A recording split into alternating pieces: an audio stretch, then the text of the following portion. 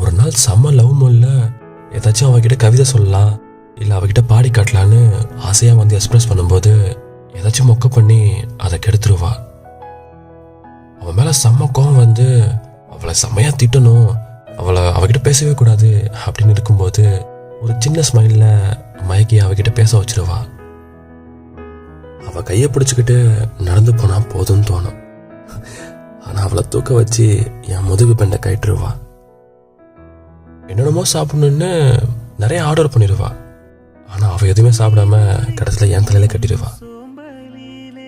படத்துக்கு போகலாமா பீச்சுக்கு போகலாமா அப்படின்னு என்னையே கேள்வி கேட்டு, நான் படம்னு சொன்னால் ஏன் பீச்சுக்கு வர மாட்டியா, நான் பீச்சுன்னு சொன்னால் ஏன் படத்துக்கு வர மாட்டியான்னு அவளையே கேட்டு அவளே சண்டை போட்டு கடைசியாக பேசாமலே போயிடுவா.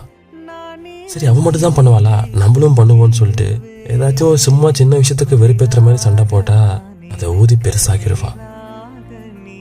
ஆனால் எவ்வளோ பெரிய சண்டையாக இருந்தாலும் அன்னைக்கு 2 மணி 3 மணியாக இருந்தாலும் சரி, அப்பயே உட்காந்து அதை பேசி தீர்த்துக்கிட்டு அப்புறம் கடைசியாக கட்டி பிடிச்சிக்கிட்டு படுக்கிறதுல தான் ஒரு நிம்மதியாக இருக்கும். அவ்வளோ கேவலமான லவ்ஸு.